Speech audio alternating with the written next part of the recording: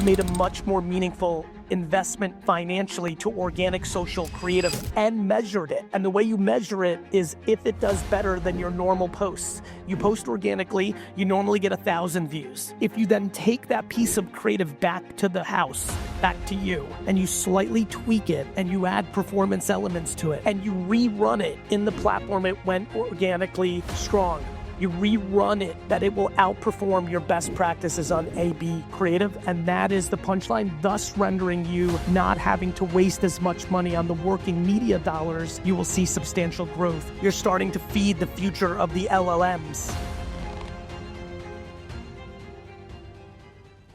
Please give a warm welcome to Gary Vaynerchuk, guys.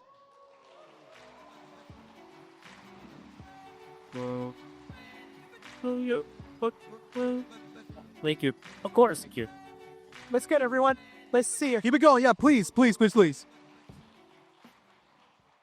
So he came in early, actually. So Gary came in early. He's a very, very kind guy because he likes to celebrate and do things with his fans, which I am. And I'm going to show you guys what our day was like yesterday. Here we go. This was us. We were, dude, not only were we day trading attention, we were day trading Pokemon cards. We were slinging these things. And then there's this one. Very nice. What were we doing here? Fail action. I like that. We were slinging. And then lastly, we had an incredible game. I really wish you didn't put this photo up. I'm in very salty spirits this Monday morning. I was trying to keep it in a good mood, but all honesty, like I've been supporting this man for quite a while, watching and learning, consuming, and I know many of us are too. So thank you. I have to ask this. Being top of mind, you're here. We're talking a little bit about, you knew who everybody was in the room already, the level of acquisition and work that they're putting in. They're trying to grow their brand. Of course. What are you feeling? What are you seeing right now from a macro level? You know, it's a really interesting time. I'm in a funny part of my career where I'm not doing a lot of speaking and I'm trying to be selective of which ones I go to. And I thought it'd be nice to tell you genuinely why I'm here. I have a lot of admiration for practitioners, and that seems to be the makeup of this audience. And it's funny because I build so much brand and personal brand that I'm aware that even many people in this audience might think I'm a motivational speaker or a mascot. But since 1996 to today, which is now, quite a period of time, there's never been a day in the last 30 years where I am not on the hands of the wheel of a business or the marketing execution of that business. And so when I answer this question, it comes from my day-to-day on Wine Text or VFriends or all these things. And I think the most interesting thing that I'm curious about in this room is, where are you on the journey between brand and sales, right? They're incredibly different. But I would argue that as we sit here today, the most exciting thing, probably for a lot of you in this room, if I'm reading my intuition right, is we're in a very interesting era in the last 3 years where we are dangerously close to putting a very significant math overlay on art. So I would argue we're in the first era ever where you can actually measure creative. And that's because you can post all of your content on the 7 social networks, and the reach that creative will get organically is something you can measure. If you do not use working media dollars to disguise your creative, you're able to actually measure the creative. And if you can measure the creative, you can fundamentally grow your business to the moon. And so what am I thinking about? I'm thinking that organic social media in a 5-year window has gone from a nice to have to, I would argue, for the most performance quant mathematical people in this room, that organic social has become the most important thing. And I do not believe that most people believe that or realize it yet. Thus, that motivates me to get on stages and talk about it.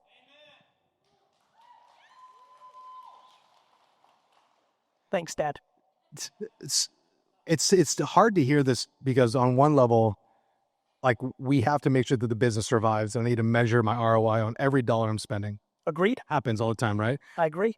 And now if you have the measurement, because a lot of the room is some agencies, marketers, etc. When you go to bat and argue, it used to be, I'm going to follow you all around the internet. That's right. And now it's the creation of, I'm going to create the persona, that I'm going to attract the customer that is already into a specific thing, because majority of the AI is happening on the major networks anyways.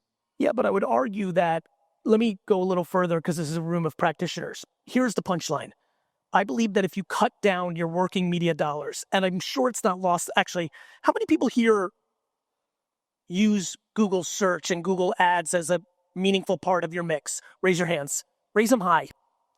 I mean, I'm sure every single person that just raised their hand is not delusional to the fact that that ecosystem is about to get very expensive because so much of the supply of the attention is going to GEO and AEO, aka AI search versus going to Google, and everything you've been buying is about to go up triple and quadruple in price because you and your direct competitors are going to be battling for less of the inventory that's there, right? What I'm saying to everyone in this room is, I believe that if you made a much more meaningful investment financially to organic, social, creative, and measured it, and the way you measure it is if it does better than your normal posts. You post organically, you normally get 1,000 views. I'm keeping it very, very humble here. You now post something and it gets 100,000 views. If you then take that piece of creative back to the house, back to you, and you slightly tweak it, and you add performance elements to it, a free shipping code, a discount code, you change the copy, and you rerun it in the platform it went organically strong. You rerun it in Instagram or TikTok or Google Shorts, that it will outperform your best practices on A/B creative. And that is the punchline, thus rendering you not having to waste as much money on the working media dollars. And that once you get that flywheel working, you will see substantial growth because you're doing brand and you're doing conversion. And here's the biggest elephant in the room. You're starting to feed the future of the LLMs.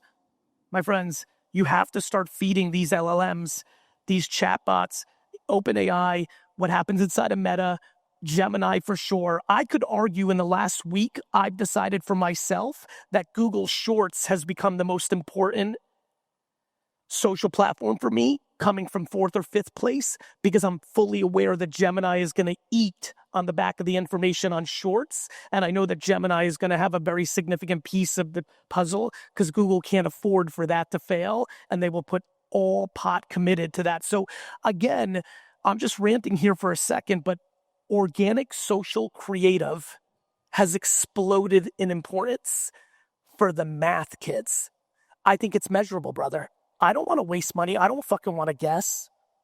I just don't know how people don't see what's happening, and that's what I'm trying to suffocate.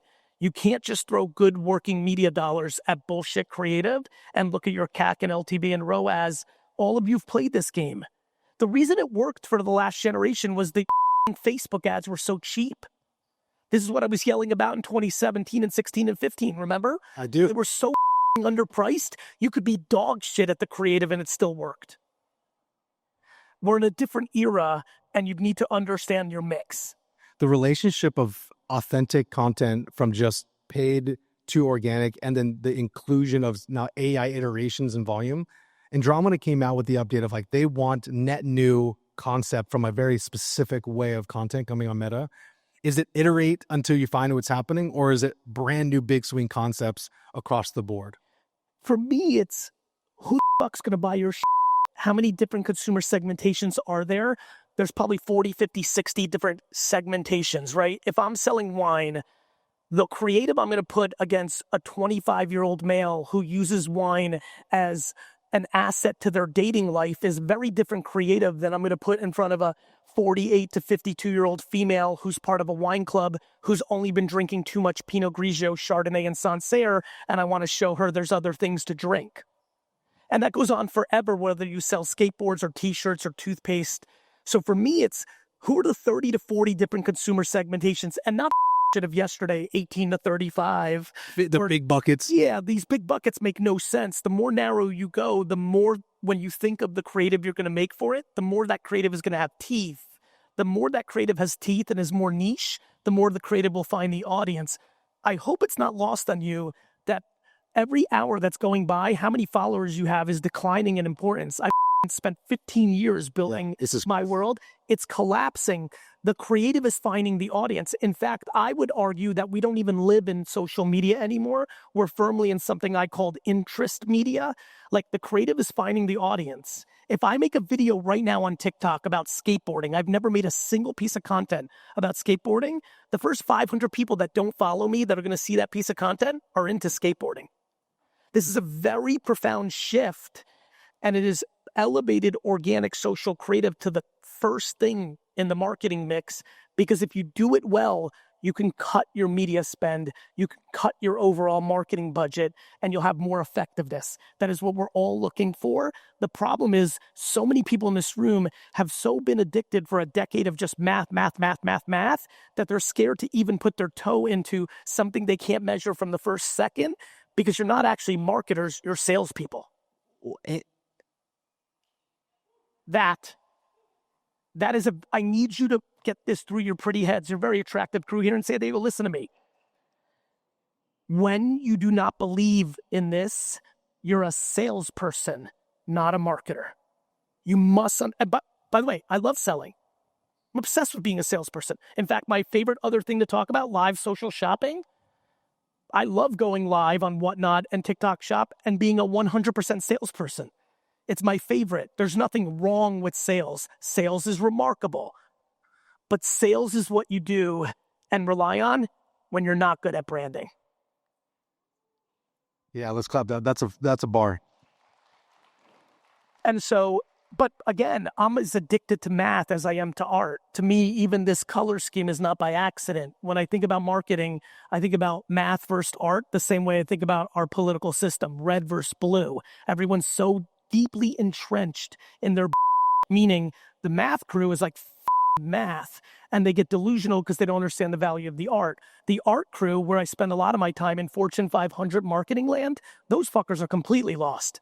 They think their opinion on a 30-second commercial or on a picture is the end-all be-all, and they disrespect consumer truth. It's not red or blue. It's firmly purple. And you have to ask yourself where you're at. Are you one of these people that are obsessed with how the grid looks on your Instagram for brand but can't sell shit? You're too far on the art. Or are you just so mathed out that you don't believe in any of the art? Then you're too far at math. You've got to find this middle. And now the art, and it's been cycles. The math dominates for a while, then the art dominates. When I was writing some of those books, like when I wrote the yellow book, Crushing It, I pounded Facebook ads. They were so underpriced. I just said it. Literally, you could put any picture and video, A/B test a little bit. You found something that worked for your ROAS and you cooked. VC money was pouring. You weren't really even building a real business. You were building a financial arbitrage machine that was just trying to get to the next fundraising round, and it all collapsed. Right now, we're in a place where art has the value because the art has math behind it now. We are literally spending $2-3 billion in media at VaynerMedia, plus I've got all my own companies. I believe as I sit here today in San Diego with all of you, that it is asinine to spend $1 of media to amplify a piece of creative that has not been validated by an AI algorithm in a social network. Right now in the audience, how many of you guys, the way that your teams are set up, I know a lot of people, a lot of faces, a lot of brands in this room. There's not a organic team or a marketing team. There's just like, this team makes content, we put it behind ads. Is this how most of you guys are built this way? Anybody different where it's like, I have my organic? Bro, everyone's different. Everyone's got the performance team. And then if they are big enough, they have the brand team. Everybody has media and creative separate. It's all just one thing. But that's not how they're set up though. No shit. That's why I'm here. Like, you know what I mean? Like, dude, that's the punchline. We need to understand that it changed 3 years ago. The TikTokification of all social media has changed everything. And again, I'm kind of bouncing here because I'm excited because I get excited because I'm like, oh, I know 6 people in here are going to do something about what I'm saying. And it's going to fundamentally change everything. Not at first, right? You're going to go back home. You're going to take more money, hire, and commit to creative. You're going to post. And after a month, nothing's going to do super well. And you'll be like, Gary, him, right? But then month 3, one video just hits for some unknown reason. You're going to bring it back. You're going to take your performance DNA and tweak it a little bit, and you're going to run ads, and it's going to be $3, $4, $5 less than anything you've ever done in your career in your best performance. And there's going to be room for it because when you're like, you run out of time with, this is such a big thing for this audience. Like the ad ran too much. There's no more ROAS on it. You blame the inventory. It's not the inventory. It's the creative.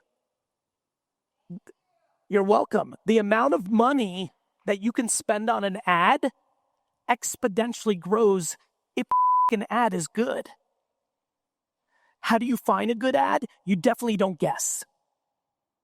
You run creative at scale in these channels, but then this is my rant. I know a lot of you follow me, and this is my rant. Where this rant got super crazy is where we're going with AI bots.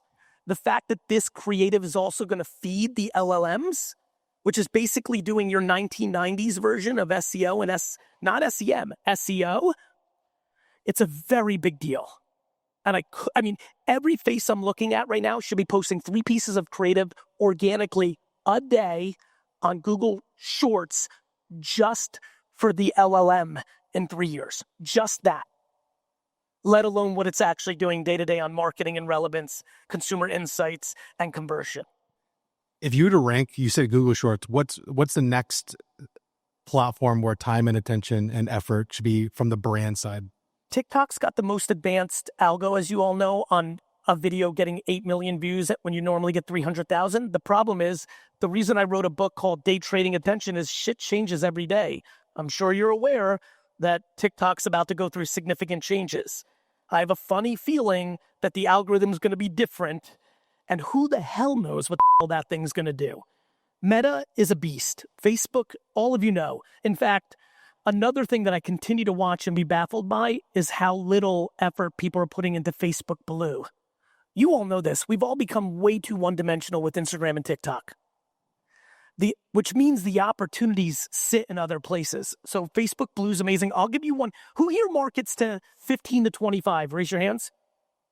You sell your stuff to 15 to 25-year-olds, or predominantly or a little bit? All right, so for the 3 people that raised their hand, brother, Snapchat Spotlight, which is like their TikTok, obviously it's not the size of TikTok or Instagram, but there's a load of 15 to 25-year-olds in there. But the good thing is nobody here is marketing inside of it. So it's just good old-fashioned supply and demand. For the B2B people in here, LinkedIn's remarkable. A lot of you have emotional feelings towards LinkedIn from a math standpoint because they have an artificially high CPM floor that isn't the same thing everywhere else. The problem is, if you really want to, if anybody here B2B and sell SaaS products, I assume not that many. Oh, yeah. Raise it high. Don't be shy. Raise it high. For all of you, the issue is LinkedIn has got so much of the audience we want that if you get the creative right, you can even make their inflated floor on CPMs work for you because the audience is there. Plus, they don't have Cambridge Analytica like politics. You can target people on LinkedIn who are CEOs, who are CIOs, who are CTOs. Their targeting capabilities is still kind of like 2016 like. So the answer is everyone. You don't, regardless of how good I am at this nanosecond, every platform's changing. I look at Pinterest once a week just to make sure I'm not missing something. So like it's an everyday thing for me. The sweet spot also is there's a lot of agencies that are needing to keep up and satisfy, because a lot of, on the brand side, there might be product people, but there's a grip of agencies in this room that provide creative, must do more creative for all the platforms that they manage. You obviously have an incredible agency yourself. How are you informing the teams to make sure that they're sticking with and keeping up with what they need to be doing? Who's an agency person here? Raise your hands. Raise it high. So for this crew, I've got a very, very, very good piece of advice, especially if you decide to go down the organic path like we have. You can't avoid measuring it. A lot of times those agency people are like, just trust me, or it's good, or of course you need to do it. If you're an agency and you don't do both creative and media, you're going to be in trouble. Yeah. And when you do creative and media, so again, my agency has $400 million in billings this year. A lot of revenue, right? Every one of those clients, when they ask me what the ROI is of the organic social creative, I tell them, if you don't let us do the media, you can't hold me accountable.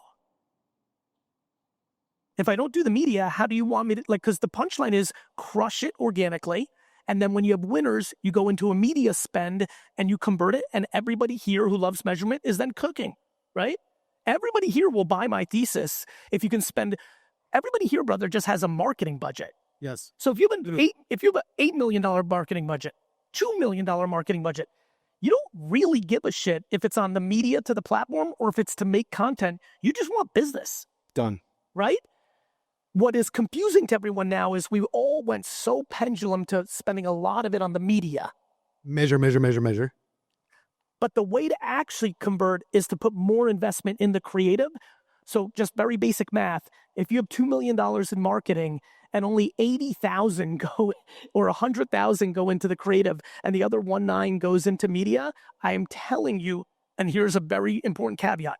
If you're good at the creative, meaning you have a higher propensity to make videos and pictures that do well, that if your spend is 500,000 on the creative, your media spend can be $1 million. Now you're in for 1.5. It will crush your 2 million at 100,000 and 1.9 because the creative is the variable. That is what you have to figure out in however you want to figure it out. I'm a big fan of live social shopping because I actually see a direct correlation. This might be something you guys can cook with, that if you sell, even if you go on TikTok shop and you're not even selling that much stuff, like you sold 80 units, but you can see the data of where you sold 40 of the 80 units by one thing you said, clip that and run that ad, outperforms a lot of your best A/B stuff. So you're using the live social shopping as a selling day, but it's also a production day for the creative, and you have black and white data that shows the words you said that made more people buy it. I'm sure we can all figure out that ad will do well. And everybody wins there. Now everyone's okay. The benefit of having someone that can speak to literally every other person in this room is an absolute blessing. I'm already starting to see some questions come through. David, will you throw back up the Slido scan QR code? Is there any questions from the audience that Gary can speak directly to? He's got a power to really jump into it. Keon, would you please share? Please share your name, the brand, to give him as much context as it needs. Tap the top. Catchbox mic, please. Oh, hey there. Hey, everybody. My name is Hans Graubard. Gary, great getting to be here. So I have two questions. The first one is going to be, I understand that there's a part of the math and there's a part of the art. But the argument that everybody's having right now is ad structure. Whereas people used to have ad structures on Meta, where it's like have 7, retargeting, reinterest, broad, all that kind of stuff. We're now seeing it being boiled down to 2. Your AI shopping campaign and a testing campaign. And that's an argument that we're seeing. Where do you stand on that argument? That's an and. That I'm fine with that. That's a fine part of that's a fine structure to be part of the equation. What I'm saying is, where's the live shopping of it all if you're selling something? What I'm saying is, how much organic creative are you putting out? I think it's not lost on people here. Actually, by show of hands, how many of you are aware of either other businesses or direct competitors, or maybe in your own life, how many of you were aware that a DTC brand had a TikTok get 10 million views and sell a load of stuff? Raise your hands. Raise your hands. So to me, like, I'm fine with that, but there's so many, to me, the thing that I struggle with in a room like this is we have this obsession with or, as if there's one structure that's going to work. Right? Yeah. This is an and thing. I'm thrilled with that. You need everything. Literally, I spent 5% of my talk right now trying to make sure that everyone's producing enough content to be the first results when somebody types in, what soap should I buy on OpenAI and on Gemini in 3 years? So it all depends on your life cycle. Half the people here, brother, don't give a shit for 3 years because they want to sell their company in the next 12 months. So they don't need to listen to that as much. But I think it's an and thing. But I will tell you, there's disproportionate returns on investment in a 36, 48-month window right now of really being thoughtful and giving a lots of around your organic social creative. Thank you very much. And then the second question is, we were just talking, we were asking, somebody thinks that, like, the blend between performance and art and marketing, that it should be everybody. There shouldn't be an organic and there shouldn't be a paid person. Is that across all channels in your eyes, or is that only on Meta, only on Instagram? I think it should be all channels, but I think it should be creative and media, right? Not performance and marketing, just creative and media. But what I'm saying is, and this should make all the math people very happy, I can't believe we can measure creative. I've spent 30 years marketing, and I had to guess every time I put something up if that was going to work well. And I had to spend real money on Google and Meta and other platforms to see the early returns. Even when Meta got so good where I could spend $1,000 to get meaningful insights, it was still $1,000 times unlimited assets. The fact that I can just go organic, have the upside of what everyone just raised their hands about, which is get 10 million views and sell stuff, but then also have the ability to bring that home and go performance. So I think what has to happen is, who here is a media math performance marketer? Raise your hands. All of you know that you've been frustrated with the creative. You're at the mercy of the creative. You can, no matter how good your channel strategy is, and like you figured out that nobody knew about Snapchat Spotlight and you're buying attention for 40 cents when everyone's spending $1 on Meta, it still didn't matter if the creative sucked. The fact that we're measuring creative as a added value for just posting organically is bananas. So I think it's creative and media people. There'll be lots of channels. We didn't even talk about CTV, YouTube TV, pre-roll. Are you kidding me? Everyone's like, there's so much opportunity, but the creative is the punchline. For example, this keynote, I have your attention.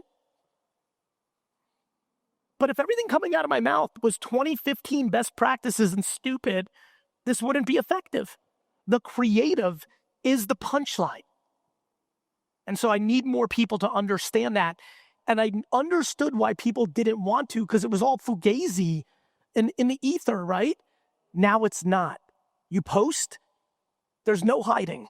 If you get 5,000 views, well, because I don't know if you know this, all the AI algos that run the news feeds, they're all based on relevance. This is the first time that distribution is aligned with the advertiser. The New York Times and the Wall Street Journal didn't care if you made a full-page ad. They just wanted your money. NBC and CBS and ESPN didn't care if your 30-second commercial was good or bad.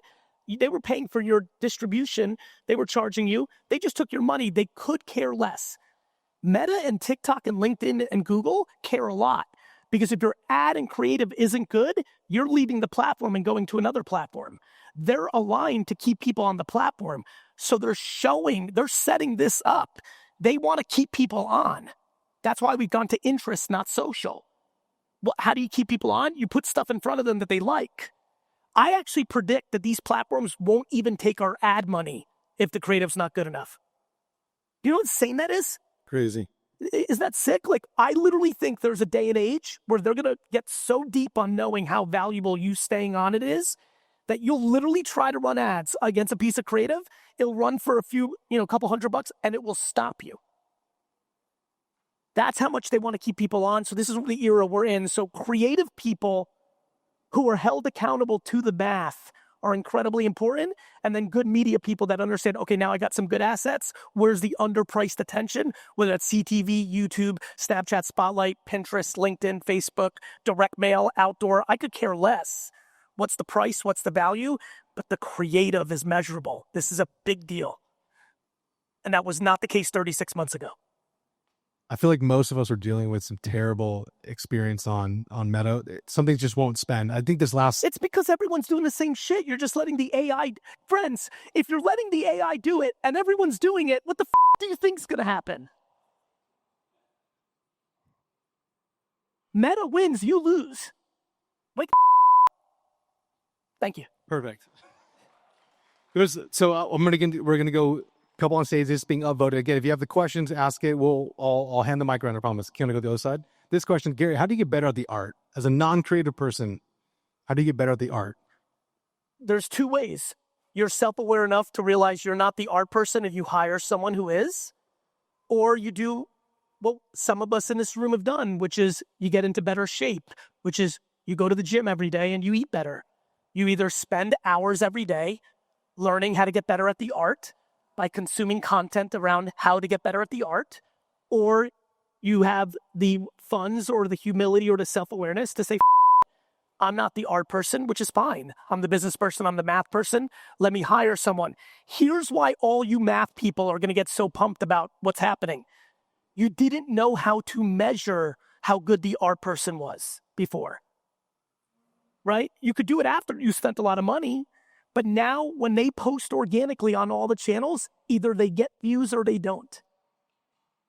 And any brand here that is spending money on getting more views for a post they post organically to make it look like it did better so your grid looks good is completely out of their mind.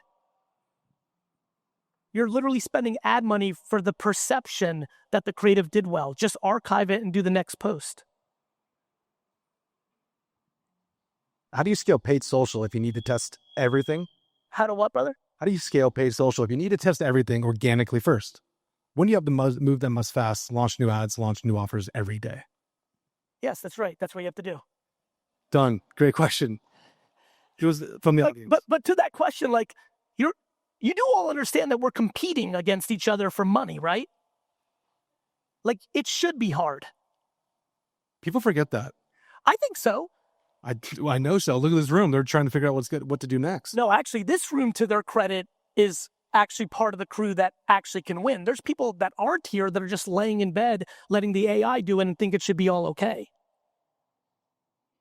It's not the way. Hi. Hi. My name's Chelsea, and I run an agency called Sunny Road. My question is, I love this conversation, and what you said about art and branding and sales is what you do when you're not good at branding. What do you recommend in terms of budget as you're looking at next year? And we're on the smaller side, but really kind of... How much revenue do you do? 6 million. How much do you spend on marketing this year? Not enough. 3%. 3.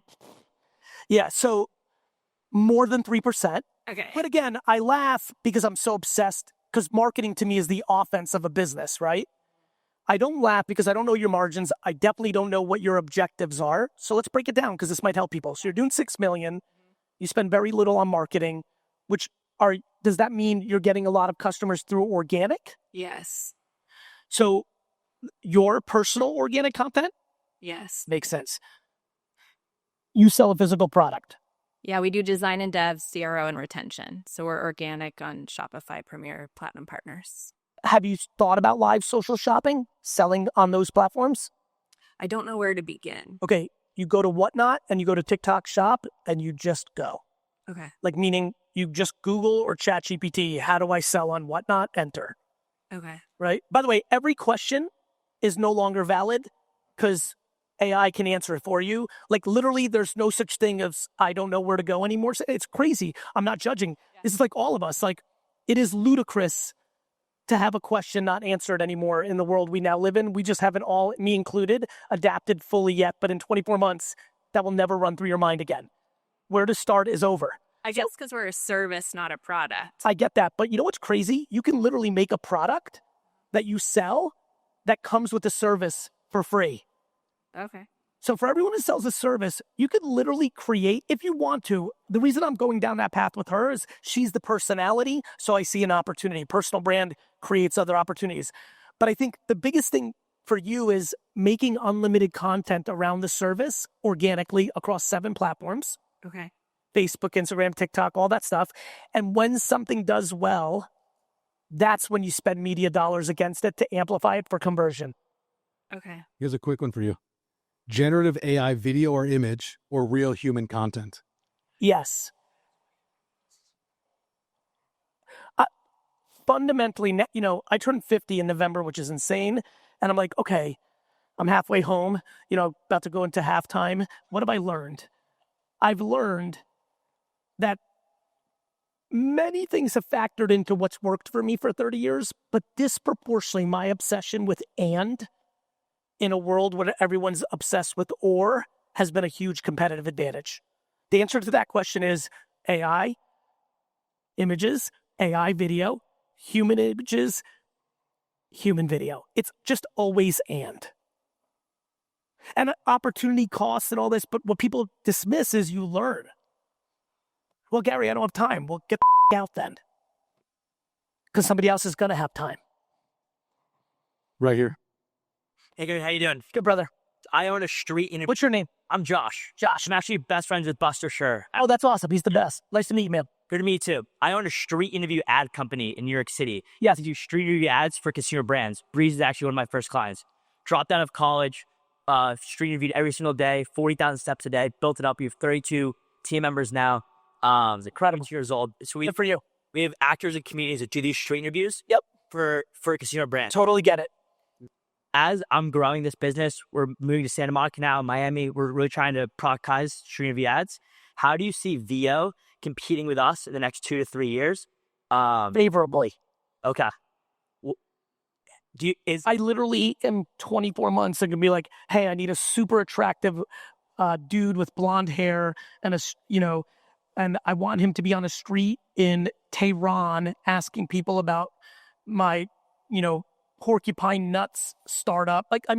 Yeah, it's coming, but that's nothing to get scared of because it's AI is a huge tidal wave. Either you're going to be like and put your head in the sand and here's your strategy that it doesn't happen, or you realize you need to be at the forefront of being someone who's great at doing the prompt engineering and have both because there will be room for both. Yeah. Right? And you are a production company of creative. You need to get out of just the niche of that. You need to add and not just street interviews, but other kinds of productions.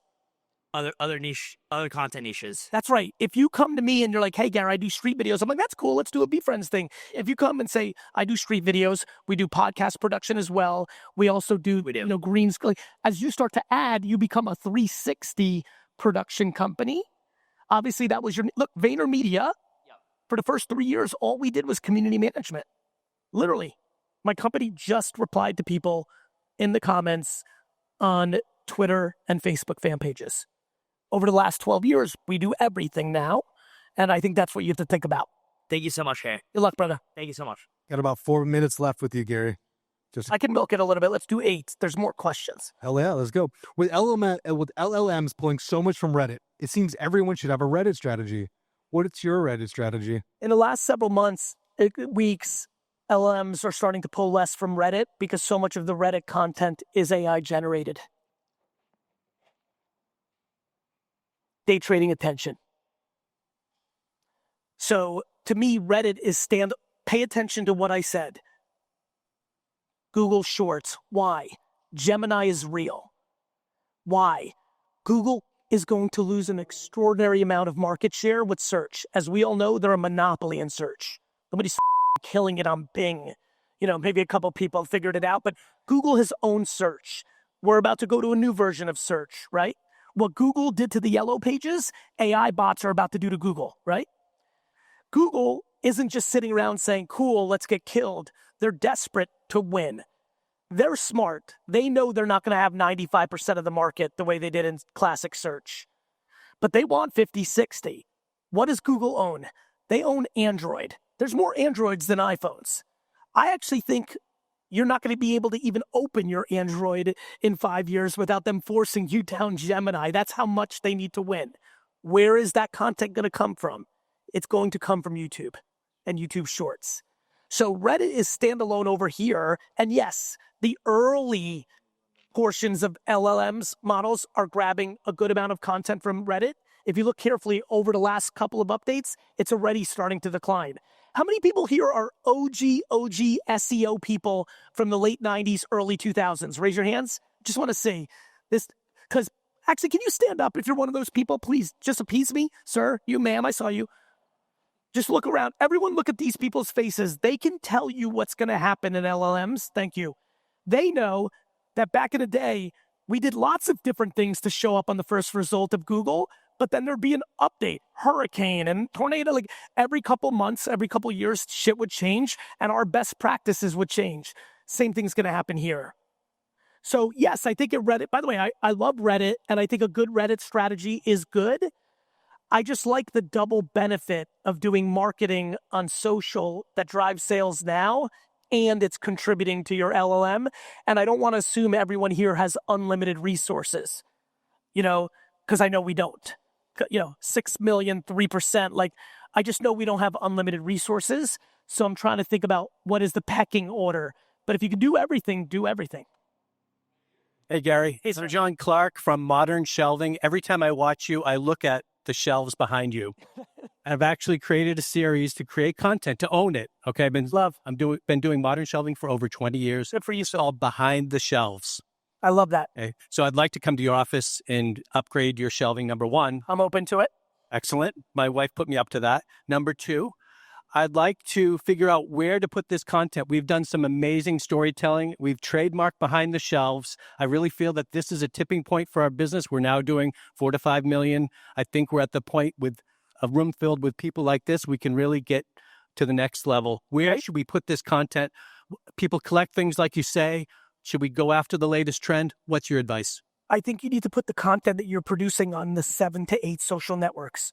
It's not super complicated. Now, what you're going to learn if you do that is you have to know how to do thumbnails. You have to know how the first 3 seconds go. You have to know how the 10th second impacts reach, the copy, what time you post, which platforms are pushing which parts. Friends, this is an acronym that I think could really, really help a lot of you. At Vayner, we call it PAC, platforms, algorithms, and culture. I think if you take anything from my talk, if you want to noodle with that, it can help you be much better at organic social. Platforms matter, similar to I told that gentleman about Snapchat, spotlight, like where's the attention? And then platforms matter because you have to know what the platform's pushing. If Instagram cares to learn a lot more about carousels, your carousels are going to get a lot more reach. That gets a little bit into algorithms, the next one. But then within algorithms, you need to understand like what's driving reach. Is it Zoom? Like I'll give you one that no one thinks about. People think about engagement, likes, comments, shares, saves. Nobody thinks about zoom ins. If you get someone to zoom in on your photo in the feed, you will get a lot more people to see it. If you know that, all of a sudden the photo you're going to put out starts to gamify the zoom in, right? It's that game. So that's algorithm. And then culture. Labubu's, the Jets lost 0-3, what happened yesterday, what music's happening, what happened at the Grammys, what's happening in fashion, baggies in, tights out, like just understanding culture, pop culture for the customers you're trying to reach, because that will impact what you put. As you could imagine, if you knew the way I did that Labubu's were going to go crazy 18 months ago and made unlimited Labubu shelf content, that would have been good for your business. So now it's over, bro. I have no idea, but when I see it, I'll execute against it. Right here, and then in the front. Hey, Gary. Hey, brother. I'm launching an innovative brand in sports performance, and there's some regulatory issues around it. It's a microdose psilocybin product. So if you can't use normal distribution channels and you can't run paid ads, and you're sort of on the cutting edge of wellness for live streaming. Okay. Kick, Twitch, some of the live stream platforms have a lot more leniency than some of the big tech companies. So literally podcast, like literally interviewing, like making content that lives within Kick and Twitch and the live streaming platforms, Rumble, those are the places you need to go until the bigger platforms accept it. Otherwise, you can't do anything, right? Right. So those platforms exist. And we didn't talk about live streaming. I'm sure it's not lost on anyone, especially if you pay attention to youth culture or you have a 12 to 18-year-old in your life, that Kai Cenat and Aiden Ross and iShowSpeed, these are the most famous people in the world. Actually now, they live on live streaming. Some of these people aren't even crushing on social. They are residually because they're so famous. But for you, brother, doing a Kick live stream, 1 hour podcast live on that platform, slowly but surely building, you could do that. Thank you. You're welcome. Hi, Gary. My name is Robin Nissa. Hi, Robin. And I made a career out of being a millennial, opening brand social channels and driving millions of dollars in revenue on organic social. Makes sense. Of course, with paid. And so the conversation where I always feel like I'm beating my head into a wall is when I'm in a room with paid media people or performance advertisers, because I can't speak in terms of dollars in versus dollars out. Well, you can. I just literally. How though? I'll tell you. I get it, which is why I'm yelling so hard about this. You're now in the game. You sit. If I'm a performance marketer, I'm sitting with you, and you're like organic, and I'm like, but what's the return on investment? You're like, very simple. When you invest, you say it to me very simple. Gary, how much are you spending? $6 million on media. How much are you spending on organic social? Me, nothing. We're just doing creative for the $6 million. You're like, Gary, if you give me 600,000, you're now at 5.4. If you post $600,000 worth in a year of organic social, the 3 to 7 best performing creative organic videos and pictures, I'm going to tell you to then slightly tweak. So I'm giving you that. I'm down to 5-4. If I run 5-4 against 7 ads that you made that were organic, you made it organic, ha ha ha, it's funny, it's pretty. I come back, I add a yellow banner at the end that says, here's free shipping. I change the copy. You say to me, your 5-4 is going to outperform your 6 because the creative is the variable. Either I believe that or I don't. That's it.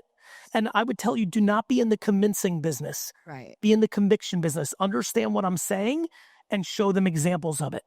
Okay. Like Walgreens sold out of every mango gummy candy by one organic ad. That's real life sales. That's why television works. That's why marketing works. So somebody might be so one-dimensional that they don't care about anything but the math of it all. But more and more people are realizing what I'm talking about in rooms like this. What I just told you is the answer. Right. You will out CAC and LTV and ROAS on your 5-4, Gary, if you give me 600,000, and you've got to give me the year to do it, because I don't know when the viral hits or the over-indexing hits. It's not just virality. If you're a brand that normally gets 800 views per video, if something gets 54,000, that's like a very big jump from what your norm is. And again, I can see by the faces you're catching what I'm putting down. Like, you bring that video back, you slightly convert it, the imagery, the call to action, the first 3 seconds, definitely the copy, and you run the ad. And don't forget, you're going to have insights on who saw it organically. This is how you're going to find new customer bases. You're like, shit, this ad did well in Texas organically. Let me run the ads in Texas against males. So you just got to explain to them and by the way, I'm telling you firmly that that's right. Now, what I don't know, and this is why VaynerMedia doesn't win 100% of the time, is if you can't hit creative pay dirt with the 600,000 I gave you, then you're in trouble. But the thesis is right. All right, I got to get the out of here. All right. Thank you. Thank you, Gary.